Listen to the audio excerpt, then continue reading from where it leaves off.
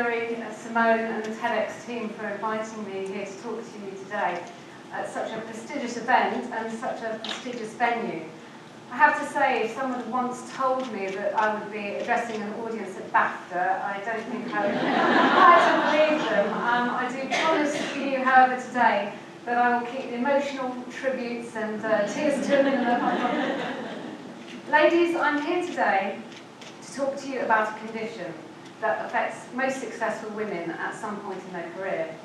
Some of you will admit to it, others will suffer in silence. It is a condition with odious symptoms and side effects. It is the imposter syndrome. It is a condition that leads women to believe that despite external evidence of their competence, they are frauds and do not deserve the success they've achieved.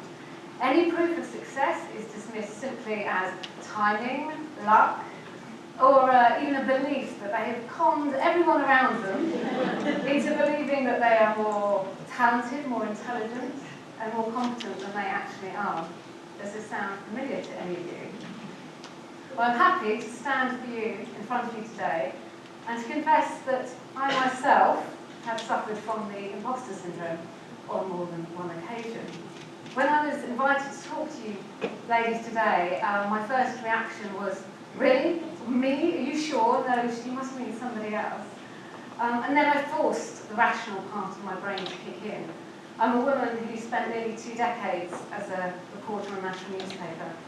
13 of those were in the political front line of Westminster, where I covered many dramatic world-changing events, travelled around the world with 3 successive British Prime Ministers, countless 3 general elections, a few wars, countless budgets, autumn statements, and 1 or 2 cabinet resignations.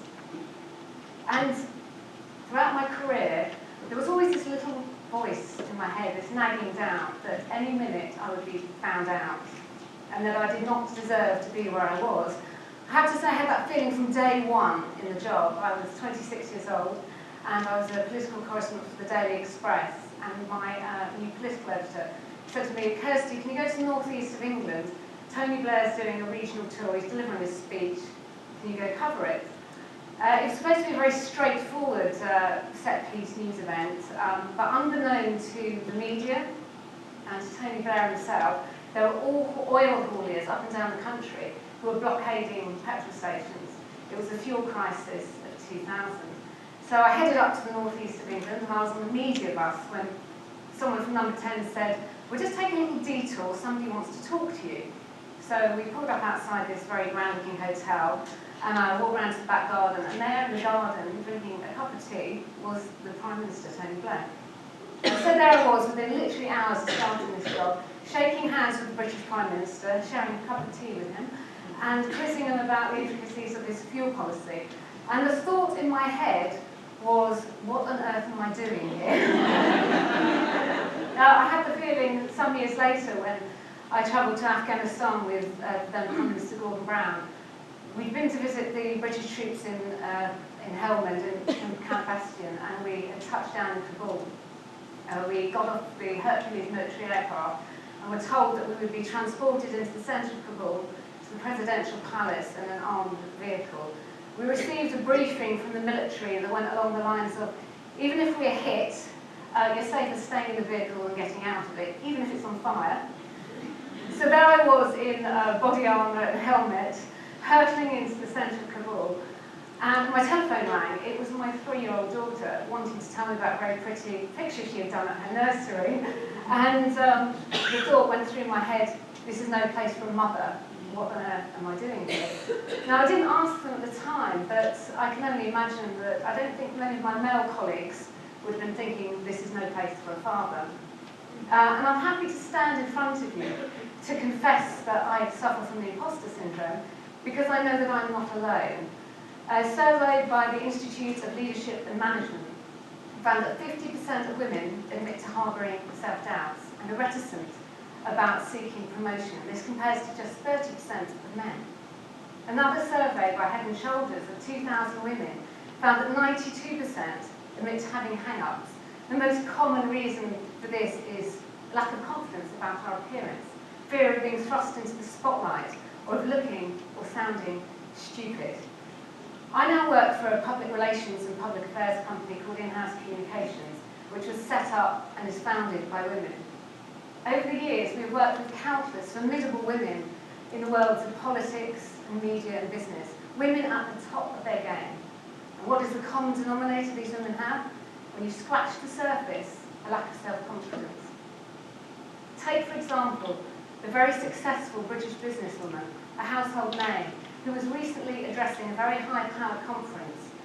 Just as she was about to step on stage to deliver the speech of her life, she turned and whispered, "They're going to think I look fat in this dress." Take the very senior female politician who we were media training recently, who confessed that she avoids the TV studios wherever possible. Now, you don't think that would be very easy to do if you're a politician, but she successfully managed to bag the radio interviews. When we asked her why, she said she had a lack of confidence in the way she looked, and she feared that she'd be put up against a younger and more glamorous opponent. Now, this lack of confidence is not just holding women back in the workplace, it's preventing women from pushing themselves forward into the outside world, into the media. And figures show that male experts outnumber female ones by a rate of 4-to-1 on using current affairs programmes. Yes, Stella, that's 20%. It's very easy to blame our sexist media for not putting enough women on our TV screens. However, the problem is not that simple. Time and time again, I've heard from producers that they would love to put more women to appear on their television programmes, but they can't find them. They tell stories of the man who picks up the phone saying, "Oh, I haven't been booked to do the paper review recently," punting a story they'd like to get out in the public domain, offering a quote or a breaking news story of the day. These same producers tell us that women, when they ring them to ask them to talk on a particular subject, they tend to get the response, "Really, no, I'm not very well qualified, I'm not necessarily an expert, you better speak to someone else." So it's against this backdrop that my company decided to found HERSO, which is a media resource centre to promote women experts in the media. Since we have launched, we have nearly 450 female experts on our database, covering a huge range of expertise. We have space scientists, we have stunt car racing drivers, we have academics, we even have a Church of England priest on there. But it's important that, as well as giving women a platform, that they're equipped with the skills and the confidence they need to have the confidence to appear in the media. So here I am, standing in front of you today, a self-confessed sufferer of the imposter syndrome, and I have had to force myself to put aside my doubts. So I'd like to ask you all to do the same. Cast aside your self-doubt, cure yourselves of the imposter syndrome. That's not meaning that overnight you have to wake up and turn into braggers and boasters. That would be unrealistic, very un-British, and quite unattractive. It's about saying that we need to be secure in the inner knowledge that success we have won is through our own hard work, determination, and talent. And when we're secure in that knowledge, we will have the confidence to push ourselves forward, not just in the workplace, but through the outside world, through the media. Because having a strong media profile can be good for you as well as your organisation. So come on, ladies, let's give it a go, and you never know, you may even enjoy it. Thank you.